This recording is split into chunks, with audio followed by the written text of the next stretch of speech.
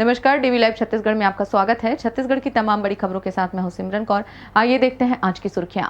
TS Singhdeo एक बार फिर दिल्ली रवाना। सीएम बघेल ने कहा, कुर्सी की कोई लड़ाई नहीं है। पटरियों पर किसान सभा के धरने से कोयला ढुलाई बाधित। राज्यपाल ने कहा, जबरदस्ती धर्मांतरण कराने वालों के खिलाफ हो कार्रवाई। अब खबरें विस्तार से।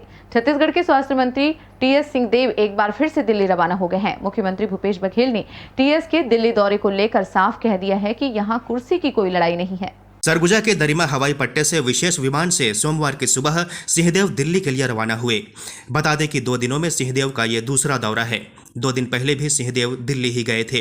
अंबिकापुर के मेडिकल कॉलेज हॉस्पिटल में 7 बच्चों के मौत की सूचना मिलते ही उन्होंने सारे कार्यक्रम निरस्त कर दिए। तत्काल वे अंबिकापुर मेडिकल कॉलेज पहुंचे। बता दें कि सिंहदेव के दिल्ली दौरे से एक बार फिर कई तरह की सियासी चर्चाएं गरमाने लगी हैं। वहीं स्वास्थ्य मंत्री के करीबी इस बार दिल्ली दौरे को लेकर खामोशी रखे हुए हैं। बस्तर दौरे के बाद रायपुर पहुंचे सीएम भूपेश बघेल ने टीएस सिंहदेव के दिल्ली प्रवास और कुर्सी दौड़ को लेकर मुस्कुराते हुए जवाब दिया। उन्होंने यह साफ कर दिया कि यहां कुर्सी की कोई लड़ाई नहीं है। लॉकडाउन खत्म हो चुका है, किसी को भी कहीं आने जाने की मनाही नहीं है। कोई लड़ाई नहीं है। दिल्ली जाने से चर्चा इधर उधर की चालू हो जाती है। कोई आदमी घर से निकले ही मत। आप लोग तो ये चाहते हैं घर में बंद रहे, लॉकडाउन ही लगाए रखना चाहते हैं। लॉकडाउन समाप्त हो गया भाई, आना जाना लगा रहता है। अभी आप देखेंगे, अभी बस्तर दशहरा में कितनी भीड़ थी।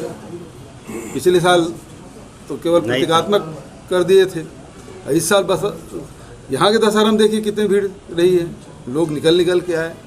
तो लॉकडाउन हमेशा लगाए नहीं रखना चाहिए। बता दें कि छत्तीसगढ़ में 2.5 साल की हवा फिर एक बार तूफान की तरह सरगर्म हो गई है। राजनीतिक सूत्रों की माने तो टीएस बाबा का इस बार के दिल्ली दौरे के कई अलग अलग मायने निकाले जा रहे हैं। वे इस बार आलाकमान से छत्तीसगढ़ के ताजा राजनीतिक घटनाक्रम पर अपनी बात रखेंगे। वे अपने पक्ष में निर्णय को लेकर खासे आश्वस्त दिखते हैं। संयुक्त किसान मोर्चा के देशव्यापी रेल रोको आंदोलन का छत्तीसगढ़ में कोई खास असर नहीं देखा गया। इस दौरान राजधानी रायपुर में किसान नेताओं ने पटरियों तक जाने की कोशिश की, मगर जवानों ने उन्हें रोक लिया। उधर कोरबा जिले में किसान सभा के बैनर तले रेल की पटरियों पर जाम किया गया, जिससे कोयले का परिवहन प्रभावित हुआ। कोरबा में अखिल भारतीय किसान सभा से संबद्ध छत्तीसगढ़ किसान सभा के नेतृत्व में सैकड़ों किसानों ने केवरादीप का रेलखंड पर पटरियों में धरना दिया।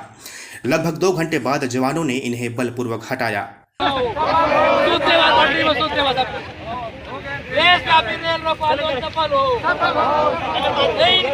2 घंटे से ज्यादा के इस धरने के कारण लगभग 5000 टन कोयले की ढुलाई बाधित होने और एससीएल को 3 करोड़ रुपए से ज्यादा का नुकसान होने का अंदेशा है।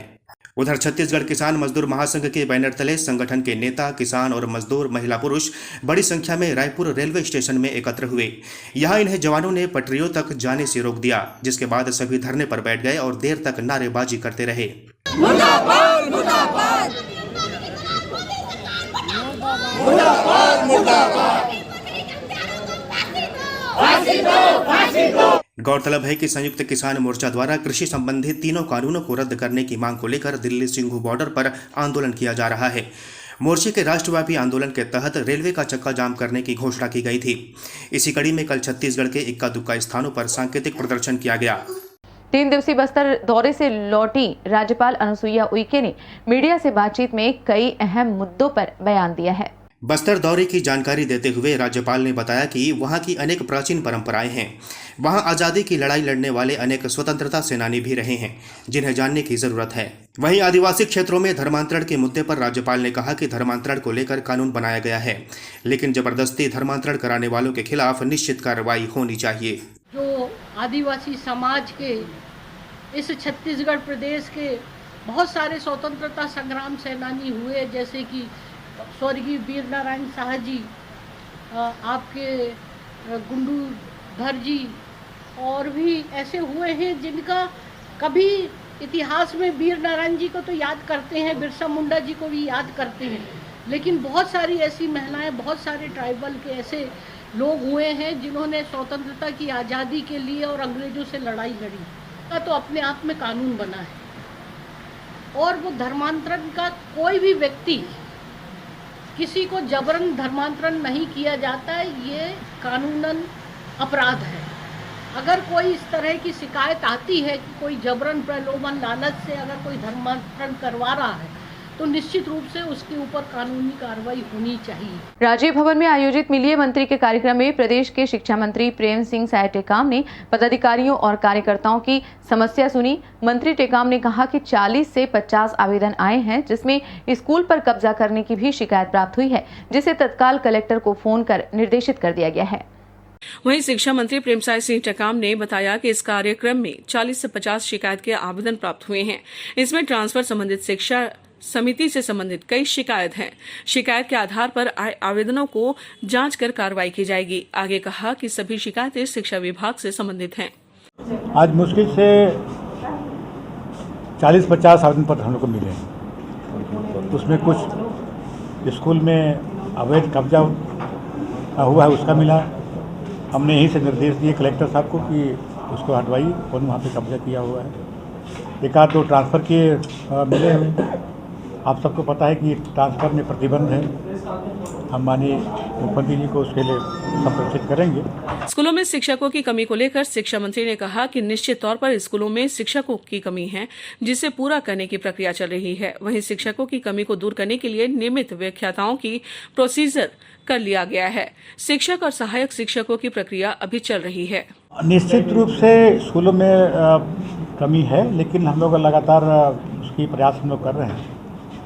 और जो व्याख्यातों की जो भर्ती नियमित जो भर्ती होनी थी वो पूरी हो गई है। शिक्षक और सहायक शिक्षक का नियुक्ति संयुक्त संचालक के यहाँ से होना है, जो संभाग के बैठे हैं वहाँ पर, और सहायक शिक्षक का जिला शिक्षा अधिकारी के यहाँ से होना है। कई जगह कोर्ट का प्रतिबंध था, माननीय न्यायालय का प्रतिबंध था, अब वो हट गया है। उसके कारण उसकी अब भर्ती हम लोग कर रहे हैं और नवंबर के आखिरी तक शिक्षक और सहायक शिक्षकों की भर्ती पूरी हो जाएगी, ऐसी हमारी। विधायकों की नाराजगी को लेकर शिक्षा मंत्री टेकाम ने कहा कि कोई विधायक नाराज नहीं है। विधायकों द्वारा अपनी बात रखने का अधिकार है। विधायक अपनी बात रख सकते हैं। कांग्रेस के पूर्व अध्यक्ष राहुल गांधी के रणनीतिक सलाहकार सचिन राव राजधानी रायपुर पहुंचे। मुख्यमंत्री भूपेश बघेल उन्हें लेने के लिए एयरपोर्ट पहुंचे। मुख्यमंत्री के साथ कृषि मंत्री रविंद्र चौबे और वन व परिवहन मंत्री मोहम्मद अकबर भी मौजूद रहे। पता चला है कि रवि राव के साथ सभी नेता नया रायपुर में प्रस्तावित सेवाग्राम के लिए रवाना हो गए।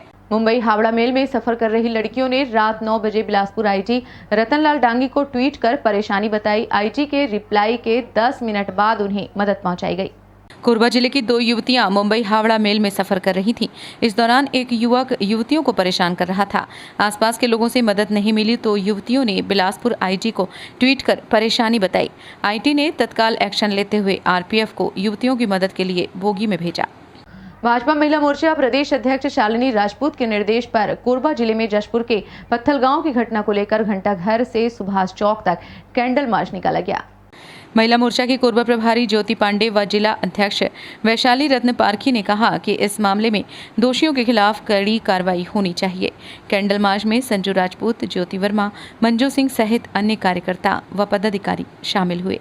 इस बुलेटिन में फिलहाल इतना ही। बने रहिए डीबी लाइव छत्तीसगढ़ के साथ। नमस्कार।